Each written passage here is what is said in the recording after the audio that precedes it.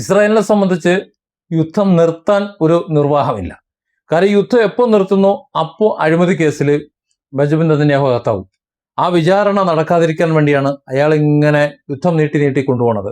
കാര്യം ഒരു രാജ്യം യുദ്ധത്തിൽ മറ്റു രാജ്യങ്ങളുമായി യുദ്ധം നടത്തിക്കൊണ്ടിരിക്കുന്ന സമയത്ത് ആ രാജ്യത്തിന്റെ ഭരണാധികാരികളെ വിചാരണ ചെയ്യുന്ന ഒരു സാഹചര്യം ഉണ്ടായാൽ, നടപടി വരുന്ന ഒരു സാഹചര്യം ഉണ്ടായാൽ ആ രാജ്യത്തിന് ക്ഷീണമാണ്, അതിന്റെ പ്രതിരോധ സംവിധാനങ്ങൾക്ക് വളരെ പ്രയാസമാണ്. ഈ ഒരു അവസരം മുതലെടുത്തുകൊണ്ടാണ് ഇസ്രായേൽ പ്രധാനമന്ത്രി ബെഞ്ചമിൻ നെതന്യാഹു യുദ്ധം ചെയ്തുകൊണ്ടിരിക്കുന്നത്. അതാണ് അയാൾ ഏതെങ്കിലും ഒരു രാജ്യത്തോട് എപ്പോഴും അടിച്ചുകൊണ്ടിരിക്കും, ഗസയെ ആക്രമിച്ചുകൊണ്ടിരിക്കുന്നു. അത് തന്നെയാണ് സ്വന്തം തടി രക്ഷിക്കാൻ വേണ്ടിയിട്ട്. ഏതാണ്ട് അതേ അവസ്ഥയിലേക്കാണ് ഇപ്പോൾ ട്രംപ് പോണത്.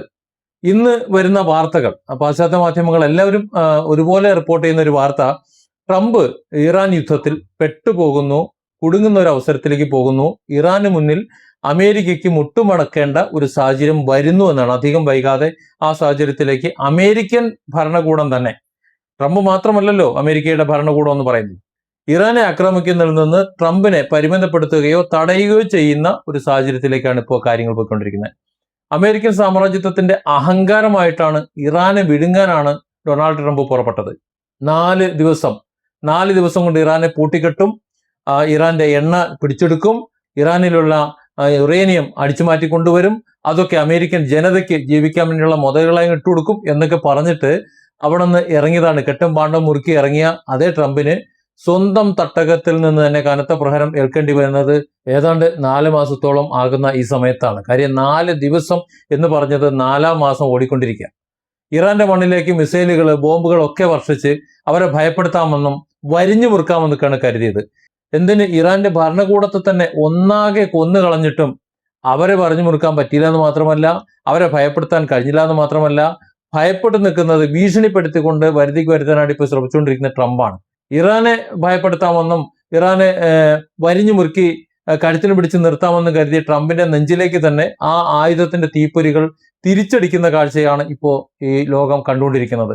ഇറാൻ എന്ന് പറഞ്ഞാൽ 10-47 കൊല്ലത്തെ ഉപരോധമല്ലേ, ആ ഉപരോധം കൊണ്ട് ഒരു ചുക്കും ചുണ്ണാമ്പിനും കൊള്ളാത്ത ഒരു രാജ്യമായി മാറിയിട്ടുണ്ട് എന്ന് പൂർണ്ണമായിട്ടും വില കുറച്ച് കണ്ട ട്രംപിന്റെ അധികാര കസേര വരെ ഇളക്കുന്ന തരത്തിലേക്കാണ് ഇപ്പോൾ ട്രംപിന്റെ അന്താരാഷ്ട്ര ആഭ്യന്തര രാഷ്ട്രീയ നീക്കങ്ങൾ, അതായത് ട്രംപിന് ഇപ്പോൾ അനുഭവിക്കേണ്ടി വരുന്ന രാഷ്ട്രീയ നീക്കങ്ങൾ എന്ന് മനസ്സിലായിക്കൊണ്ടിരിക്കുക, ലോക ജനതയ്ക്ക് മനസ്സിലായിക്കൊണ്ടിരിക്കുകയാണ്. ട്രംപ് അങ്കലാപ്പിലാണ്, വളരെ ദുരാഗ്രഹിയാണ് ട്രംപ് എന്ന് പറഞ്ഞത്. അല്ലെങ്കിൽ മറ്റു രാജ്യങ്ങളുടെ സ്വത്ത് മോഷ്ടിക്കാൻ തയ്യാറാവില്ലല്ലോ, പിടിച്ചു പറിക്കാൻ, കളവ് നടത്താൻ സമ്മതിക്കില്ലല്ലോ. ഇപ്പൊ നോക്കൂ, വെനിസ്വലയിലെ എണ്ണ കട്ടെടുത്തോണ്ട് പോയി ഇപ്പോൾ അവർ അധീനതയിൽ വെച്ചുകൊണ്ടിരിക്കുന്നു, മോഷ്ടിച്ച് കയ്യിൽ വെച്ചുകൊണ്ടിരിക്കുന്നു, തങ്ങളുടേതാണെന്ന് പറഞ്ഞുകൊണ്ടിരിക്കുന്നു. അതുപോലെ ഇറാന്റെ എണ്ണ മോഷ്ടിക്കാൻ വന്നു, യുറേനിയം മോഷ്ടിക്കാൻ വന്നു. പക്ഷെ ഇറാൻ എന്ത് ചെയ്തു, കഴുത്തിന് പിടിച്ച് ട്രംപിനെ പിടിച്ച് അവിടെ നിർത്തി. കേവലം ഒരു യുദ്ധത്തിനപ്പുറം കൃത്യമായ ചില കള്ളക്കച്ചവട കണക്കുകൾ ഉണ്ടായിരുന്നു ട്രംപിന്.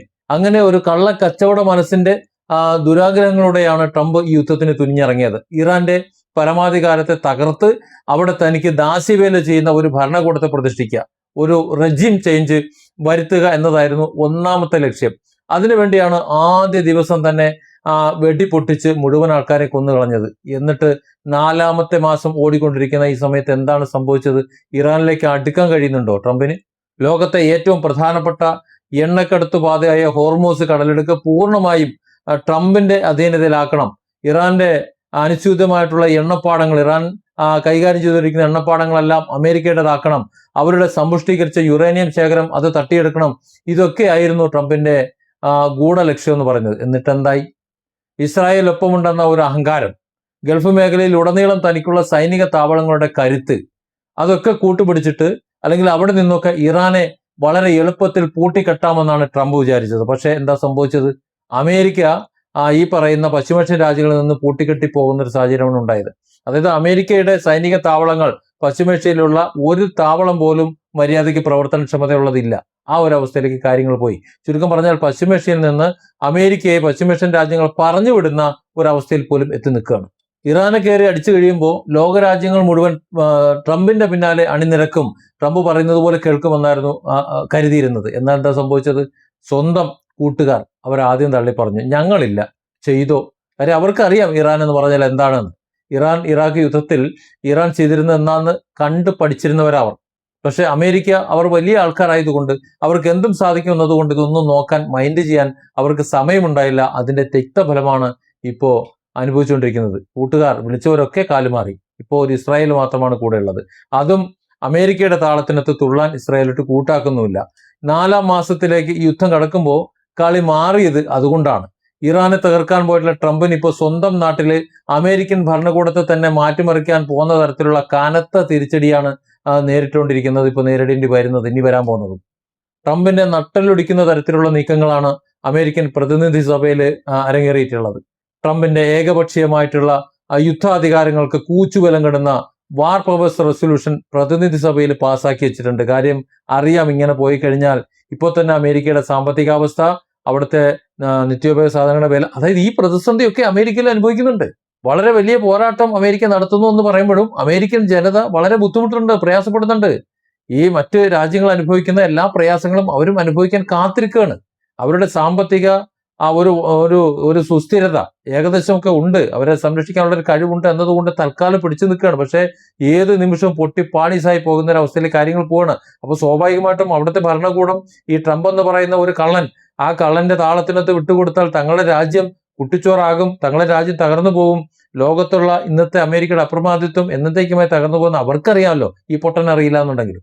അതുകൊണ്ട് തന്നെ അവിടെ കടുത്ത രാഷ്ട്രീയ പോരാട്ടത്തിനിടെ 208 വോട്ടുകൾക്കെതിരെ 215 വോട്ടുകൾക്ക് നിർണായക പ്രമേയം പാസാക്കി. ഈ പ്രമേയം കൊണ്ടുവരുന്നത് പ്രതിപക്ഷമായിട്ടുള്ള ഡെമോക്രാറ്റിക് പാർട്ടിയാണ്. ആ പ്രമേയത്തെ ട്രംപിന്റെ സ്വന്തം പാർട്ടിയായ റിപ്പബ്ലിക്കൻ പാർട്ടിയിലെ 4 അംഗങ്ങൾ പിന്തുണച്ചു എന്ന് പറയുമ്പോൾ ട്രംപിന് ഏറ്റവും വലിയ നാണക്കേടാണത്.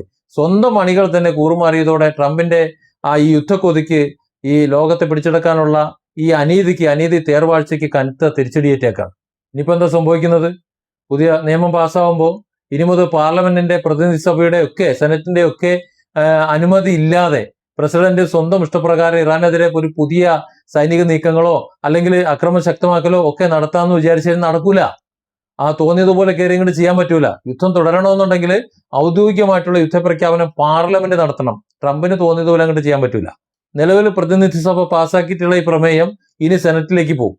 അവിടെ റിപ്പബ്ലിക്കൻ പാർട്ടിക്ക് നേരിയ ഭൂരിപക്ഷം ഉണ്ടെങ്കിലും ട്രംപിന്റെ യുദ്ധനയത്തോട് വിയോജിപ്പുള്ള സ്വന്തം പാർട്ടിയിലെ ചില നേതാക്കൾ കൂടി അവിടെ ഇതിനെ പിന്തുണച്ചാൽ സെനറ്റിലും പ്രമേയം പാസ്സാവും. അങ്ങനെ വന്നാൽ ട്രംപിന് സൈന്യത്തെ നിർബന്ധിതമായി തിരിച്ചു വിളിക്കേണ്ടി വരും.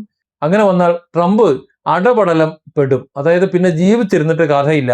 അമ്മാതിരി നാണക്കേട് സഹിച്ചുകൊണ്ട് തലയൂരി പോകേണ്ട ഒരു സാഹചര്യം വരും. കൂക്കി വിളിക്കും ലോക ജനത. അതായിരിക്കും ട്രംപ് നേരിടാൻ പോകുന്നത്.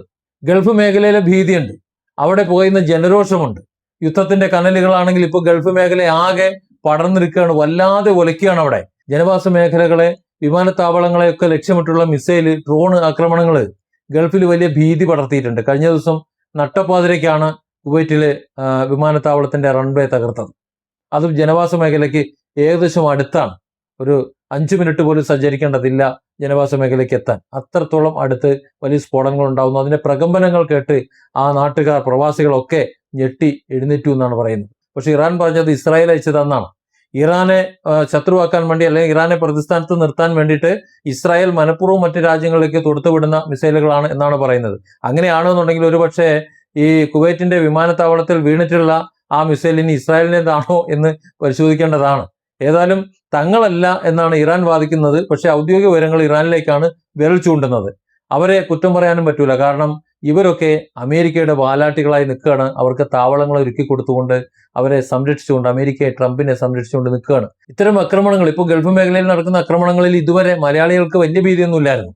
അവർ സുരക്ഷിതരാണ്, അല്ലെങ്കിൽ ഇന്ത്യക്കാർ സുരക്ഷിതരാണ് എന്നൊക്കെ കരുതിയിരുന്നു. പക്ഷേ കഴിഞ്ഞ ദിവസത്തെ ആക്രമണങ്ങൾ വെച്ച് നോക്കുമ്പോൾ മലയാളികളടക്കമുള്ള ലക്ഷക്കണക്കിന് പ്രവാസികളുടെ സുരക്ഷയെ കൂടി ഭീതിയിലാഴ്ത്തിക്കുന്ന വിധത്തിലാണ് കാര്യങ്ങൾ പോണത്. പശ്ചിമേഷ്യൻ രാജ്യങ്ങളിലെ ഭരണാധികാരികൾക്ക് അവരുടെ നയതന്ത്രപരമായിട്ടുള്ള കാരണങ്ങളാൽ ട്രംപിനോട് ചേർന്ന് നിൽക്കാനേ പറ്റൂ. അങ്ങനെ ചേർന്ന് തന്നെയാണ് ഇപ്പോഴും നിൽക്കുന്നതും. ഇത്രയും വലിയ പ്രതിസന്ധി നേരിടുന്ന ഈ സമയത്തും അവർ അങ്ങനെ തന്നെയാണ് നിൽക്കുന്നത്. പക്ഷേ അവിടുത്തെ അറബ് ജനതയ്ക്ക്, പൗരന്മാർക്ക്, ജനങ്ങൾക്ക് അമേരിക്കയോടും അവരുടെ കൂട്ടാളിയായിട്ടുള്ള ഇസ്രായേലിനോട് കടുത്ത ജനരോഷമാണുള്ളത്. ഈ യുദ്ധം കാരണം അവരുടെ മനസ്സമാധാനവും സമ്പദ് വ്യവസ്ഥയും എല്ലാം തകരുന്നതിൽ ഗൾഫ് ജനത അസ്വസ്ഥരാണ്. കാരണം ഇത് തുടങ്ങി വെച്ചത് അമേരിക്കയും ഇസ്രായേലുമാണ്, ഇറാനല്ല. ഇവിടെ നമ്മൾ ചിന്തിക്കേണ്ടത് സ്വന്തം രാജ്യത്തെ പൗരന്മാരുടെ പ്രതിഷേധമാണ്, ശക്തമായിട്ടുള്ള രോഷമാണ്. ആ രോഷത്തെ അവിടുത്തെ നിയമങ്ങൾ കൊണ്ട് അടിച്ചമർത്താമായിരിക്കും. പക്ഷേ അവരുടെ ആ ശക്തമായ രോഷത്തെ അവഗണിച്ചുകൊണ്ട് എത്ര നാൾ ഗൾഫ് ഭരണാധികാരികൾക്ക് മുന്നോട്ട് പോകാനാകും എന്നത് വലിയൊരു ചോദ്യചിഹ്നമാണ്. വിമാനത്താവളങ്ങൾക്ക് അവിടുത്തെ ജനങ്ങൾക്കൊക്കെ നേരെയുള്ള ആക്രമണങ്ങൾ തുടർന്നാൽ ഗൾഫ് രാജ്യങ്ങൾ തന്നെ അമേരിക്കയുടെ എത്രയും വേഗം യുദ്ധം നിർത്തി പിന്മാറാൻ ആജ്ഞാപിക്കുന്ന ഒരു അവസ്ഥയിലേക്ക് കാര്യങ്ങൾ എത്തും. അങ്ങനെ വന്നാൽ എന്താണ്? ഒന്ന് ആലോചിച്ച് നോക്കൂ.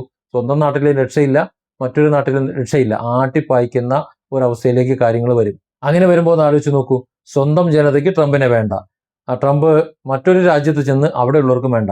ഈ യുദ്ധം തുടങ്ങുന്നതിന് മുമ്പ് സ്വന്തം ജനതയ്ക്കും ട്രംപിനെ വേണമായിരുന്നു. അതുപോലെ പശ്ചിമേഷ്യൻ രാജ്യങ്ങൾക്ക്, ഇറാൻ ഒഴികെയുള്ള മറ്റ് രാജ്യങ്ങൾക്കും ട്രംപിന് വേണമായിരുന്നു. ഇങ്ങനെ കയറി ഒരു അടിയടിച്ച് ഇറാനെ കൊള്ളയടിക്കാൻ വേണ്ടി ശ്രമിച്ചപ്പോൾ എല്ലാം പോയി. നമ്മൾ പറയൂലേ, അണ്ടി കളഞ്ഞ അണ്ണാനെന്ന് പറയൂലേ, അതിനേക്കാളും ഭീകരാവസ്ഥയിലാണ് ഇപ്പോൾ ട്രംപിന്റെ നിൽപ്പ്. സ്വന്തം നാട്ടില് സ്വന്തം കയ്യിൽ, ഉള്ളം കയ്യിലിരുന്ന അധികാരം പാർലമെന്റ് വെട്ടിച്ചുരുക്കുന്നതും അന്താരാഷ്ട്ര തലത്തിൽ ഗൾഫ് മേഖലയിൽ ട്രംപിനെതിരെ ജനരോഷം തിളച്ചു മറിയുന്നതും ഒരു വലിയൊരു സൂചനയാണ്. നമ്മളൊരു മൂന്നാം ലോക യുദ്ധം എന്നൊക്കെ പ്രതീക്ഷിച്ചെങ്കിലും അതിനേക്കാളും ഭീകരമായിട്ടുള്ള ഒരു രോഷം അവിടെ ഉരുത്തിരിഞ്ഞു വരുന്നുണ്ട്. വിചാരിച്ചതുപോലെ അല്ല. ഇറാനെ വിറപ്പിക്കാൻ കഴിയുകയുമില്ല. മാത്രമല്ല, ഒടുവിൽ നാണം കെട്ട് സൈന്യത്തെയും തിരിച്ചു വിളിച്ച് ഇറാന്റെ മുന്നിൽ അമേരിക്കയ്ക്ക് മുട്ടുമടക്കേണ്ടി വരും എന്ന ഒരു അവസ്ഥയിലേക്കാണ് ഇപ്പോഴത്തെ കാര്യങ്ങളുടെ പോക്ക്. കാര്യം, യുദ്ധം നീണ്ടു നിന്നാൽ അമേരിക്കയുടെ സാമ്പത്തിക സ്ഥിതി തകർന്ന് ഒന്നുമല്ലാത്തൊരവസ്ഥയെത്തും. അതായത് ട്രംപിന്റെ അഹങ്കാരത്തിന് അമേരിക്കൻ ജനാധിപത്യം തന്നെ നൽകിയിട്ടുള്ള ഒരു കനത്ത തിരിച്ചടിയാണ് ഈ നീക്കങ്ങളെ. അങ്ങനെയാണ് ചരിത്രം രേഖപ്പെടുത്തുന്നത്. കാരണം ഒരു രാജ്യത്തെ ഒരു പ്രസിഡന്റ് അല്ലെങ്കിൽ ആ രാജ്യത്തെ ഭരണാധികാരി ആ രാജ്യത്തെ ജനങ്ങളുടെ രക്ഷയ്ക്ക് എന്ന് പറഞ്ഞ് മറ്റ് രാജ്യത്ത് ചെന്ന് അവരുടെ മുതലുകൾ പിടിച്ചു പറിച്ച് കൊള്ളയടിച്ച്, അല്ലെങ്കിൽ അത് കൊടുത്തില്ല എന്നുണ്ടെങ്കിൽ അത് തകർത്ത് പിടിച്ചു പറിച്ച് കൊണ്ടുവന്ന് കൊടുക്കുന്നത് തിന്നുന്ന ഒരു ജനവിഭാഗം, ആ ജനവിഭാഗത്തിന് നാണക്കേടുണ്ടാവില്ലേ? ഈ കട്ട് പിടിച്ചു പറിച്ചു കൊണ്ട് വരുന്നവന് നാണക്കേടില്ല എന്നുണ്ടെങ്കിലും അത് തിന്നുന്ന ജനതയ്ക്ക് നാണക്കേടുണ്ടാവുമല്ലോ. ആ നാണക്കേടാണ് ഇന്ന് അമേരിക്കൻ ജനത ട്രംപിന്റെ മേലെ ചാർത്തി കൊടുക്കുന്നത്. Different angles. Don't forget to subscribe and support this channel.